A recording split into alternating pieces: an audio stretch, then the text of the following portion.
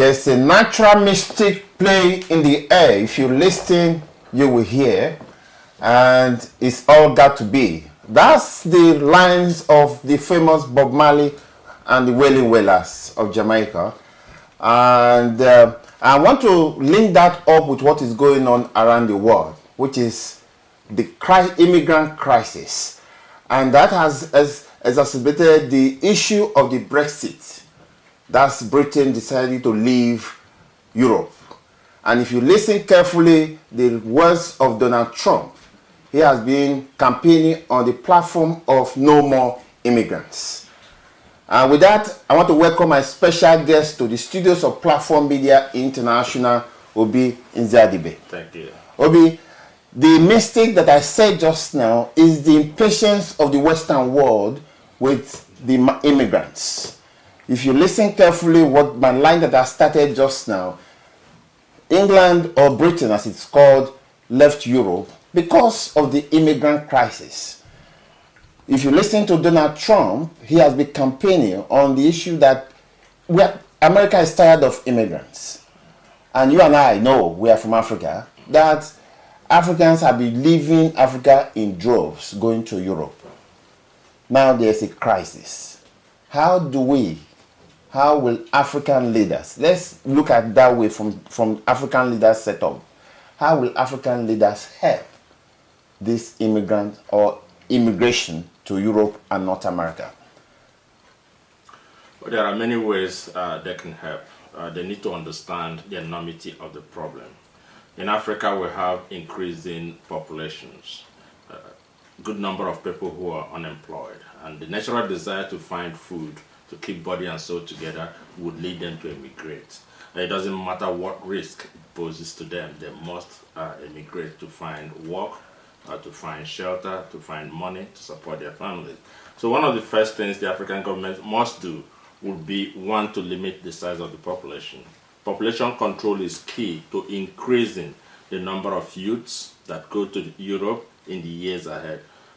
At the present moment, African governments can go into dialogue with the American government, with the United Kingdom government, to do everything that is possible to assist those who are trying to cross the Mediterranean, to adopt a human approach to those crises, and to enforce restrictions on movement of people across the Mediterranean on this side of Africa, to discourage it happening in Algeria, in Morocco, so that people do not put their lives at risk while trying to cross the waters. Okay, the issue is widespread. I know immigration, looking at immigration into Europe, especially for Africans, is a hydra-headed problem. Yes. Now, you mentioned something about population control. Yes. You also mentioned the fact that North America or Western world should help the African leaders on how to control. But let's start from the basis. What led to immigration, for instance? First of all, is political crisis, economic crisis. People are hungry. They start to find the means of livelihood, right? Yes. So, political crisis is not caused by the Western world. It's caused by Africans, right? So, how are we going to stop that? Well, democracy as a concept is entirely new to the Africans. So since the advent of democracy in most African countries, people have been experimenting. In Nigeria, for instance, it's beginning to come of age. 10, 20 years ago, it was a crisis, yes, and no one knew what would happen.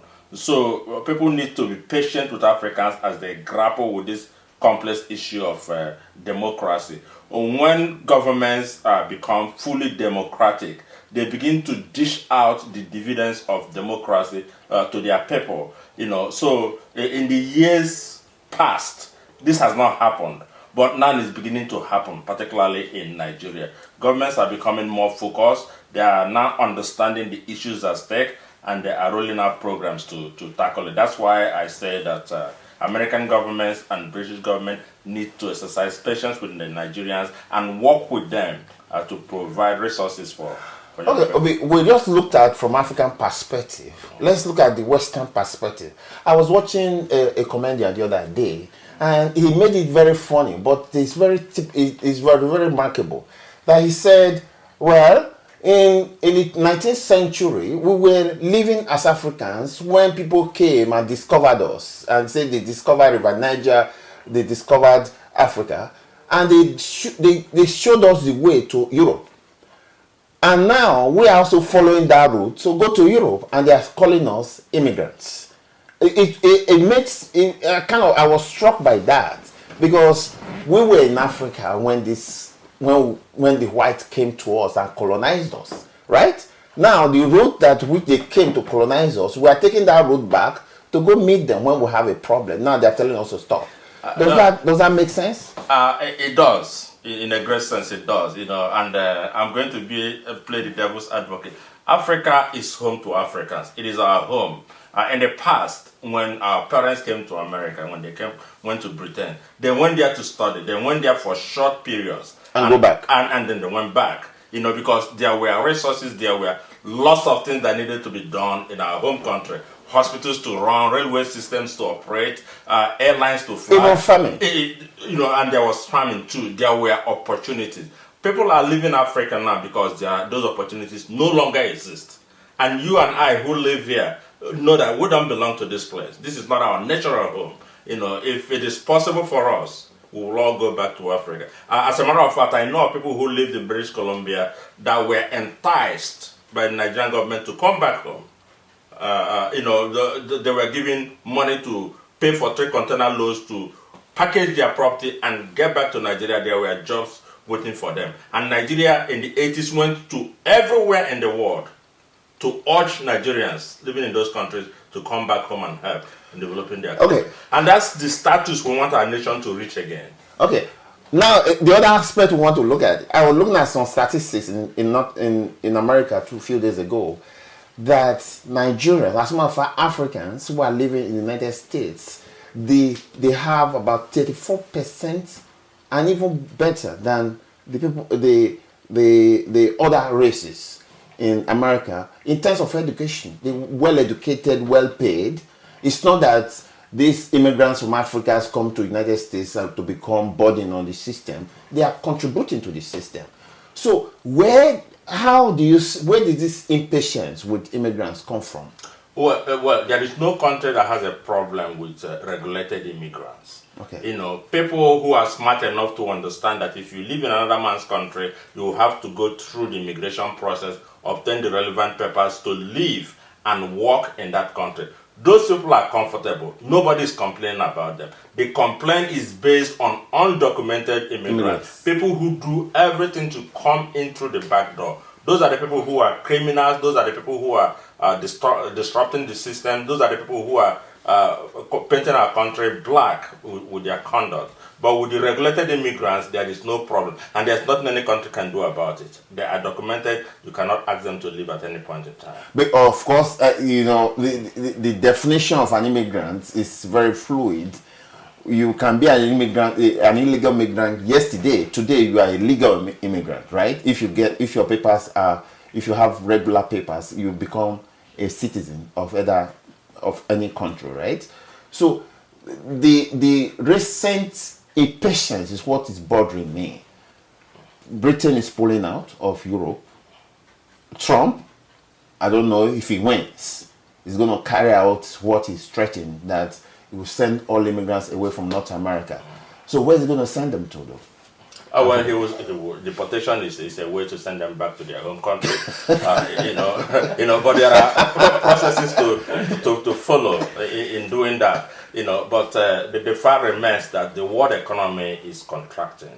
Okay. And everyone is jealous. People want to protect their nations. It's protectionist policy. Yeah, it's protectionist policies. There is cheaper labor in Vietnam, in Bangladesh, that can supply American work. People can outsource work to any part of the world. And African countries need to begin to take this opportunity. You nailed it on the head. That's what I was driving at. So the African leaders need to have a structure, a system where there will be a comprehensive system to cater for the citizens, so that there will not be this urge for any little moment or to decide to flee from their original country. So that's exactly what it is. Take, for instance, nurses that come out from Nigeria.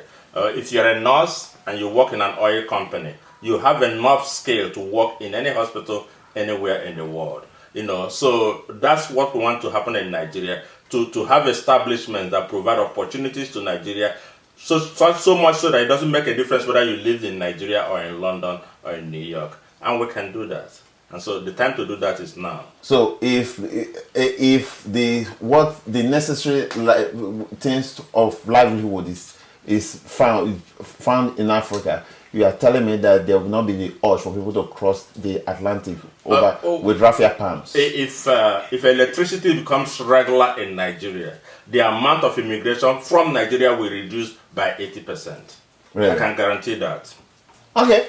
On that hopeful note, Obi, you're always an exciting guest to talk with. Thank you. We always come to talk about this because it's in a fluid discussion of immigration. I know. Let's see how it pans out in our neighborhood here in America, whether Trump wins, and see how he's going to carry out that policy. And again, we're watching how the Brexit is going to be structured and carried out, because as of now, there's no clear picture. And we cannot discuss this and maybe enlighten our people back home on the need for them to have something doing and get themselves structured for the challenges ahead, and especially our leaders. Thank you. And I want to thank you before always coming to the program. Thank you very much. And I guess our viewers who are watching us can actually, I'm pretty sure they got something going for what we have discussed tonight. Thank you, Joe. And I want to thank you. I want to also thank my producer behind the camera who have been doing a wonderful job. Viewers, keep clicking that subscription tab. Like us on Facebook and YouTube. I want to be ubiquitous everywhere we go. And let's follow you to your living rooms. My name is Joe Ehizadeh. I'm your presenter and host tonight. Have a good night. Bye.